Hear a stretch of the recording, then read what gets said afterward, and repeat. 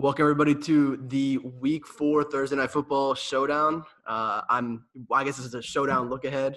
I am the host of the Locks DFS Podcast because this is going to go on iTunes as well on the podcast.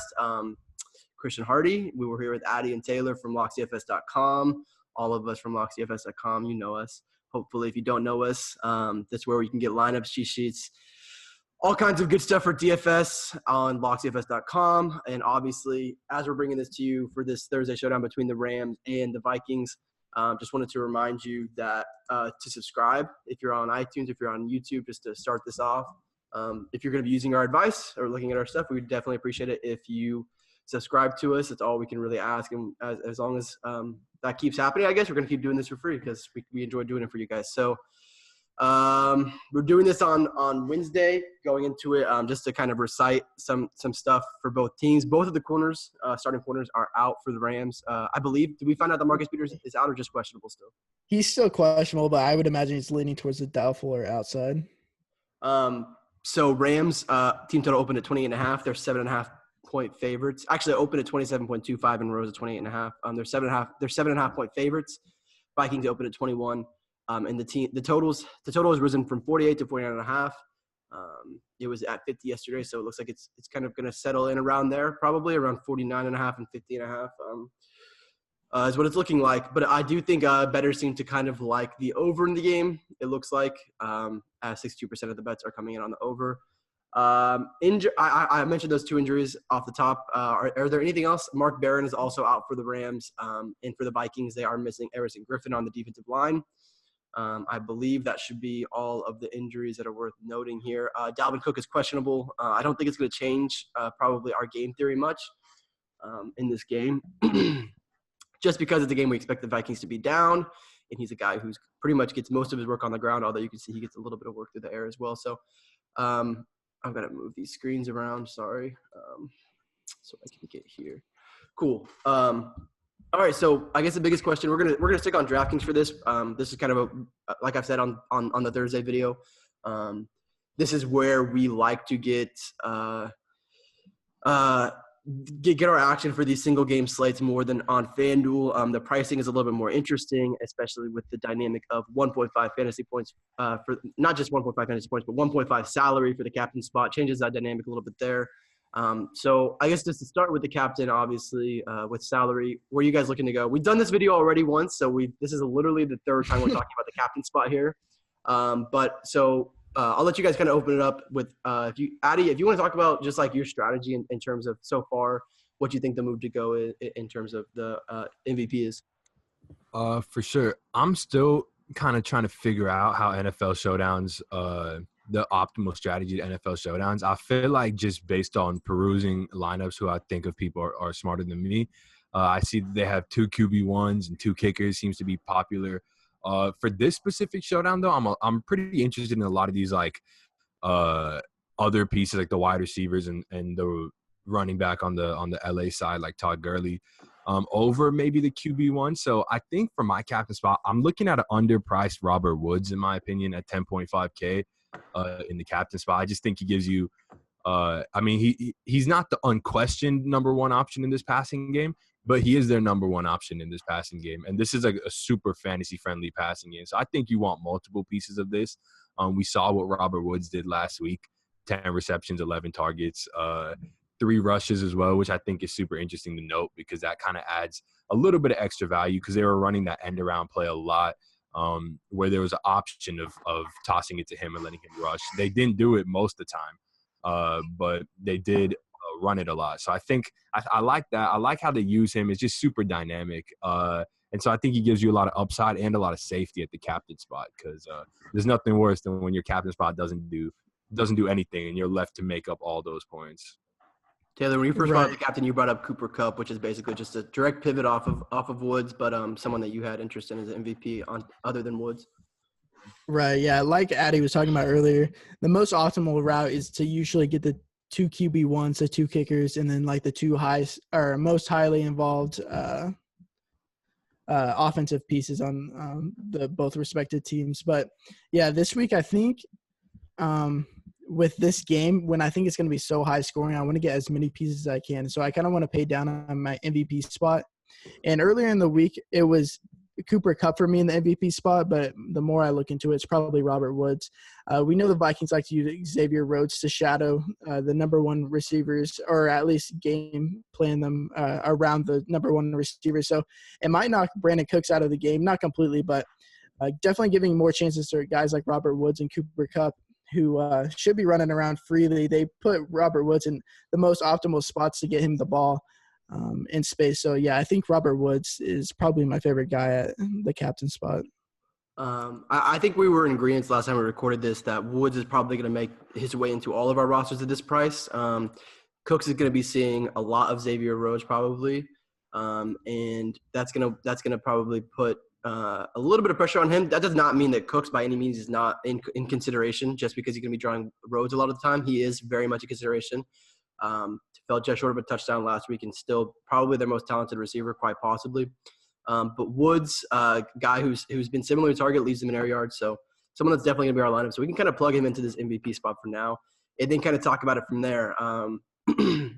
Real quick, to stick on the MVP spot real quick, and we can come back to this. But I guess where are you guys looking otherwise outside of those two receivers, MVP? We'd mentioned you can go down a kicker and you can really load your lineup up. That's obviously a strategy that some sharps and optimals will tell you to go with just because you get safe points there.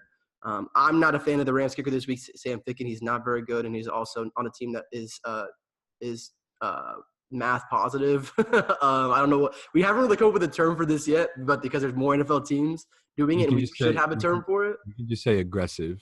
Aggressive, offensively aggressive. Yeah, offensively aggressive. Like, this is a guy who missed a 46-yarder last week, and I don't know how much they're going to take field goals in this game. Especially if it's going to be a shootout, and they're going to have to keep up, which I think we can kind of think with Rams missing some pieces on defense. I think that might be a possibility here. But anyway, MVP, are you guys, other than those two, are you guys thinking Gurley? Are you guys thinking a quarterback? Like, kind of what are your thoughts outside of those guys that you might want to go to in the MVP? I think for me, if I'm not going with Woods, I'm tempted to just jam Gurley in here, mainly because we've seen historically in Rams games, Todd Gurley's their highest scorer. He's their everything. You know, he was like 2 weeks into the season, he had 7 carries inside like the 10-yard line, and that was like double more than anyone else had. Like, this dude is just they use him in every possible situation. He basically starts every game with like 40 yards receiving because he's going to get that regardless. And he just gives you he's got the highest touchdown equity of anyone that's even on this slate. And he's the best player. That's why he's priced at it. And if you jam him in the captain spot, you're forced to kind of pay down in some other spots. And I guess we'll end up talking about that because it paying up for Todd Gurley would probably require not drastic, but a pretty different roster construction. You're going to have to play like Treadwell or these kickers or something. Maybe a Rams defense, something like that. Yeah, I think you got to take these showdowns slate by slate. Just they're all different. But saving $7K from going from Gurley to Woods in the MVP spot just seems so much more optimal to me. Even though I want Gurley in my lineup regardless, just because there's so many explosive and really good offensive pieces in both teams. Because you're going to want to fit in guys like Thielen, like Diggs, like Woods and Kupp, like we talked about earlier. So saving the $7K in the MVP spot this slate is so it seems optimal to me. Where do you guys think you go ahead? I kind of want to – I will say this, though, and I mentioned this on the last pod. Just because Aqib Talib and Marcus Peters are out and because the Rams rank, 31st in the league in pressure on a QB, despite having Aaron Donald and Ndamukong Suh, I do think there's merit to playing a Minnesota wide receiver in this captain spot. We've seen the game script, the Vegas odds. There's 7.5-point dogs, and the Rams are growing as a favorite. So from 6.5 to 7.5. So we expect Minnesota to be trailing. Adam Thielen, he's a target. I'll say Adam Thielen and Stephon Diggs are both target monsters, regardless of game script. But in a negative game script, these guys become even more valuable. So I definitely think, especially when you consider the fact that their offensive possessions are going to go up because of how fast the Rams play. I think there's a lot of value in having a Minnesota captain as well, a Minnesota wide receiver at captain. Right. If you want to build a lineup purely off of Vegas odds and stuff, it's probably to have Todd Gurley and then have guys like Thielen, which I think leads the league in targets. He's got 46. He's up there. It's probably close to Michael Thomas. and bring it back with Cousins, with Diggs, with Thielen, and then have Gurley, and then like a possession receiver for the Rams if you want to go the Vegas route. Those two, one reason we want to get so many more offensive pieces in this game and why you might go down at MVP to get one of those pieces in, an extra one in, is because both these offenses are pretty heavily well, not only do we think that they're going to be in a shootout most likely, but beside that, also both of them are pretty condensed. I mean, Thielen and Diggs account for something like 55 or 60% of these targets here. And we know that the Rams like to run pretty much just 3 wide receivers and Gurley. So that pretty much that makes things a little bit easier when you're looking at at the targets you want to play on these teams, I think. So yeah, I mean, this definitely is not the week to get gross with it because all 3 Rams wide receivers play 97% of the snaps. They're literally out there all the time. So do we want to talk about the one option that's down here, Laquan Treadwell, real quick? Right here. Yeah. It's pretty much the only guy. It's a 3K on. 85%. Go ahead. Go ahead. I was going to say 3K on DraftKings for the people on the podcast. It's only 3K on DraftKings down with the kickers. Yeah, because I think a lot of people are going to go to having at least one, maybe 2 kickers, and that really limits your upside. Really good for catch games because you got a safe floor. But with a guy like Laquan Treadwell, I'm pretty sure he was a first-round pick a couple of years ago. Maybe second. Yeah, maybe second. Yeah, and then I don't know. He's been getting 4, 6, 4 targets, but he's on the field all the time. And in a game like this, when they're projected to be losing by at least a touchdown, should be out there in 3 wide receiver sets the entire game. A lot of opportunity for him, a lot higher upside than both the kickers. He's actually playing more snaps than Stephon Diggs this year so far. So for sure. I mean, I love it. I mean, I think a 3K wide receiver that's playing over 80% of the snaps is going to be a lock in every showdown lineup of mine because you're really just comparing him with a kicker. And I just like the upside of getting a wide receiver that can just bust one open from 75 yards and just blow any kicker score out the water. So even though Laquan Treadwell, he runs like a 4.68 40, which is pretty boring. Yeah, he's not great. He's not too talented. He's 6'2", though. He's 6'2". That helps him if he gets on the field in the red zone, trying to, but he's not the guy they're going to go to, I don't think. For sure. And people weren't down on him coming into the league. He hasn't done much, but people thought he would be okay. I know Vikings fans are pretty excited about him when he came into the league and when they drafted him. So I definitely think I think he's probably going to be a staple in my lineup at 3K. And I think I do think there's merit. If you really want to get in all these pieces, these QB1s, you could go with Laquan Treadwell in the captain spot. I'm just saying, like if you want these QB1s and if you want Gurley and then Woods and anything you want really, Thielen, you might have to get ugly. And I think Laquan Treadwell is just as ugly as I want to get in the captain spot.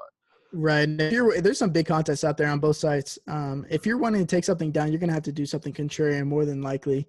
And having Treadwell in the MVP spot is definitely contrarian. And I just looked it up. He was 23rd overall in the 2016. There you go. Okay, so he was a first-round pick. Yeah. Interesting with that profile that he was a first-round pick. Right. He was good at college, though. I mean, I'm looking at his college yards per reception. 14 yards per reception is not bad.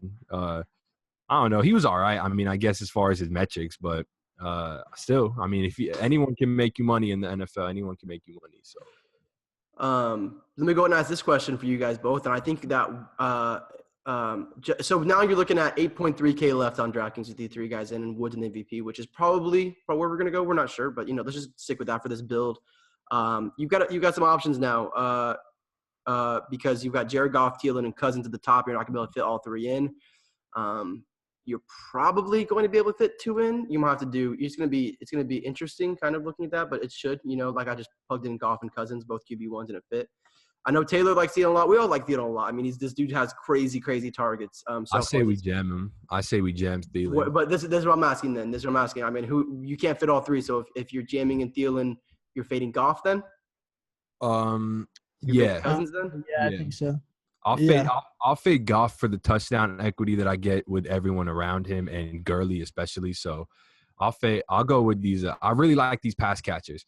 So I really want Thielen and I kind of want Diggs in there too, man. I'm not gonna lie. I think Diggs and Cup maybe.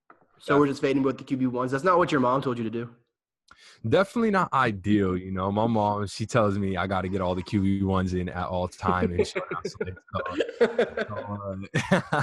so like, I mean, look, it's not optimal to not play the QB1s. Like, we've established that. This is definitely more of a GPP lineup. QB1s are super safe. You want the guys that are going to be guaranteed to touch the ball basically in every showdown, basically in every sport. So definitely play the QB1s. But I think, like I said when we started this podcast, I do think this is a valid approach in this showdown, because it was a valid approach in the last showdown because of the value we were getting in James Washington, but it didn't work out. Which I should probably put out there. I mean, everyone knows that didn't work out. Not playing the QB. I mean, I had Ryan Fitzpatrick in my lineup, but not playing both QB1s didn't work out in that slate. But it worked out in the slate prior, the New England-Detroit slate, not playing Tom Brady. And you could have even gotten away with a Matt Stafford fade too. So I definitely think there's moments where it's viable, even in games like that are projected to be fairly high scoring. Yeah, I think the Vikings team is like the Lions, where the targets are so condensed. It's just Diggs and Thielen, where you can pretty much get the entire offense just by having those two players, and there is some merit to fading the quarterback. Mm-hmm. Personally, I'll probably out of those probably end up fading Thielen, just because I think his targets are kind of set to regress a little. I would think a little bit, maybe. You know, dogs again. I don't know. We pulled this up last time: 12 targets, 13 targets, 19 targets last week. Obviously, in a losing game, but still. If anything, they're going to regress down to 13 and 12. Yeah, right, exactly. They're not going to be 19. Still worth the price. But I think they'll be 19 in any game that has negative game script like this one. Like that Bills game had for them. That had crazy negative game script. Any game that goes like that, which this Rams game could. If Cook is off the field too, because Latavius Murray is a guy who's not going to catch passes, they're going to get targets. Even though he had 5 receptions last game, is that something about did he have 5 catches? Yeah, I didn't actually completely miss that. Yeah, it's actually what gave him like a serviceable game versus the Bills. But I mean, he's their running back. Like, is there anyone else even that's like contending for snaps? Because I know the whole Mike Boone. Talk about Mike Boone. Ooh, we're talking. I mean, there's really not much to say. I'm just saying he got some snaps and he got some carries. How crazy that Mike 844, just like Matt Asiata. I know, right? I mean, there is. I think there is merit to playing him over Treadwell in this lineup, and then you can pay up a bit for it. Helps you fit one extra guy. I'd be curious to know how many snaps he got, but obviously it's right there. You got 13. Yeah. Got you. Not many. I see. Yeah. Right. I mean, they were losing. Dalvin Cook's out. Not ideal, but I think in reference to anyone being a threat to Latavius, the answer is probably really no. I mean, Latavius has never been a guy who really catches the ball, and if they're using him to catch the ball, like, I guess that buoys his upside a little. I mean, his floor a little bit, but I'm still not on Latavius in this matchup. It's just too tough of him. You're running into Aaron Donald and Ndamukong Suh. It's probably not the best bet. We want to go ahead and wrap up this lineup, and then also I'll just kind of wrap up the breakdown as well. So we've got Woods in the MVP, Gurley, Treadwell, and Thielen right now on DraftKings. We've got 7.5 left per, which basically leaves us in a spot where we can go. You guys are thinking about a Goff fade at 10.8K. He is the second most expensive player, but we can go Cup and Diggs. Cup and Diggs. So yeah, Cup and Diggs. Yeah. One last thing I kind of want to. I want to talk about we haven't mentioned him at all, but Kyle Rudolph is also a really good play. We've seen teams, if there's a weakness, now typically that weakness exists when Aqib Talib and Marcus Peters are in the game because you're not throwing at them. So it's not as much of a weakness or a glaring weakness in this matchup, but their tight end defense, especially with Mark Barron now, is it's not good, and teams are exploiting that. I mean, we saw Jared Cook put up 180 yards on them in week 1. We saw Ricky Seals-Jones do some numbers in week 2. We saw Antonio Gates came back from the dead in week 3 versus them. And I saw Antonio Gates run like 30 yards untouched. So versus the Rams tight end defense. So I definitely like playing Kyle Rudolph here because he also has some of the highest touchdown equity on that Vikings team without Dalvin Cook as well. So I think he's certainly a good play as well. The Vikings I would imagine his pretty low too. Well, what could you do if you like change Cup and Diggs, those last 2 spots we had, and put in Rudolph? Like, you can do a lot. I mean, we can do a lot of different stuff here. Yeah, you can. I like that. I like this. I think this is a cool team. Definitely. I think you have a QB1, and if Jared Goff throws 2 touchdowns to Robert Woods, but then Todd Gurley runs in like 2 touchdowns, then you're fine fading those 2. Pretty much on this team, you're just scared of Cousins. You're scared of Goff going off, stealing touchdowns, and you're also scared of Diggs, yeah. But there's lots of combos. I don't think we should get too hung up on that. There's lots of combos you can go with these last 2 spots here. So I would say we like all these options in here. Cooks, Diggs, Cup. I don't know how exactly we would rank all of them. And for example, we ranked some of the guys at the top, but I mean Cooks versus Diggs. Where are you going in that? If you have the money for either, let's say you can just leave 800 on the table. I'll take Diggs, straight up. I mean Diggs. It's a more I don't know the word. It's a more centralized target share. Like where it's going to. I mean, he ranks 12th in the league in air yards. If you click on his name, like he has double-digit targets. He had 12 targets last game. He had like 9 targets the game before that. Or what is it, like 10 targets, 13 and 6 or something like that. So he's got. I mean, he gets the ball regardless of game script, regardless of anything. So and he's not going to be facing Xavier Rhodes. So I mean, give me Diggs. Cool. Better game script too. Yeah, I would just say that I do prefer that first lineup we made with Woods, Gurley, Treadwell, Thielen, Diggs, and Cup. I think I like that more personally. And then if you wanted to go with the 2 QB lineup, you're basically with the Woods and MVP 2 QB lineup, which is a place I could see myself going. You're going to end up with 5.1 left there. So it's kind of in a place where you're going to have to play around a little bit because here you're going to have cash left. Even if you played Dan Bailey at 3.6, you have 1,500 left. So what was the team we made? We made a team. I believe it might have had either Bailey or Treadwell in the MVP. We had Bailey and Treadwell. You know what it might be? Oh, and then we upgraded MVP.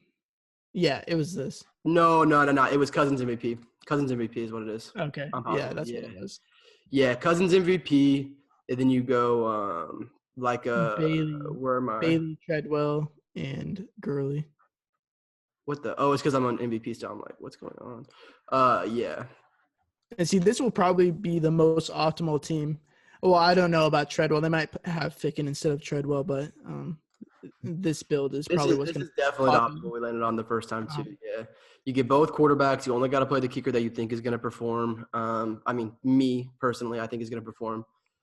Really what you're fading here, though, is – and you've got Cousins MVP, which makes the wide receiver fade interesting, the Minnesota wide receiver fade interesting just because the points you're getting for fading those wide receivers, although you're not getting all those points from the wide receiver yardage and catches, you're getting double the points or 1.5 points for the quarterback. So it's something. There's a few different builds you can go with. Hopefully we gave you guys a decent amount of analysis. Real quick, if you guys are let's take Todd Gurley off the board. If you guys are jamming in someone on this, who is it?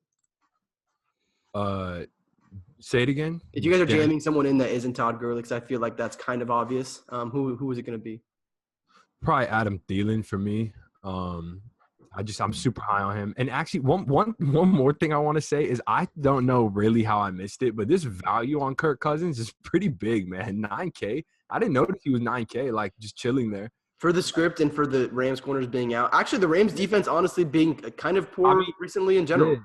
I mean, he's priced as if the Rams defense is fully healthy, and he's priced as if this isn't a pace-up matchup with negative game script. Like, this is a nut matchup for a quarterback as far as, like, games, as far as Vegas and, like, objectively looking at it with no starting cornerbacks and all that. This is a really good spot for underpriced Kirk Cousins. It's pretty wild that you can go down from Gurley and MVP and save to a QB1 and save 4K. Like, that's pretty crazy. That's not very – Right. It's not a very common thing, especially QB1 that you think will have for good performance. Taylor, who are you jamming in?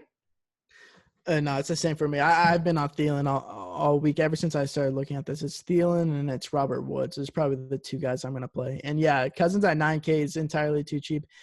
I feel like the other showdowns, if you've played the other showdowns recently, the quarterbacks have been at like 10.5K or above. So 9K is kind of a crazy price. That's Give what him I'm the saying. situation. Wasn't Mitch Trubisky over 9K in that show? I'm pretty sure I watched it. Yeah, I think he was like 9.8 or 9.6. He was like 9K for a talented quarterback. I mean, look at who he's next to. He's next to Brandon Cooks. Like, give me Kirk Cousins over Brandon Cooks all day. You know, not even. And they don't even.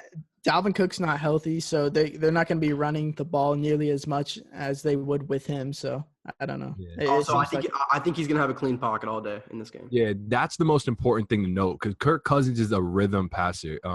He gets in a rhythm and he's really unstoppable when he gets into one. He's got. Go ahead. And he's got no go ahead. I mean, what you were gonna say, like he's gonna have the time and the opportunity to get into a rhythm. Talented receivers that can beat the corners on the edges, and he's gonna have time. That combination is pretty lethal. And an offensive line that is pretty good too, by the way. So I mentioned this in Addie's Action. 2018 is the year of the supporting cast. We're all about supporting cast now. So these two teams have some of the best supporting casts. So I'm interested in getting Cousins with his supporting cast is so nasty at 9K. In general, I think this will be a really good game, so I'm excited to watch it. All right, hopefully that gave you guys a good insight. I'm sure we went pretty long on this. So for a single game, hopefully you guys got some good analysis. Remember to subscribe if you're listening on iTunes. Subscribe if you're watching on YouTube. We'd appreciate it. Lineups will be out before the Thursday night game, probably an hour, 30 minutes before. We usually post NFL way early. So, they'll be on there. If you want them, if you want to know exactly what we're playing, plug it in, then you got it. It'll be right there. So locksdfs.com for that. We've got week passes, month passes, season passes. We just dropped the season pass, $50. So go check it out, locksdfs.com. And until Friday for our weekly preview, our week 4 preview, we'll see you guys then. And take it easy. Peace.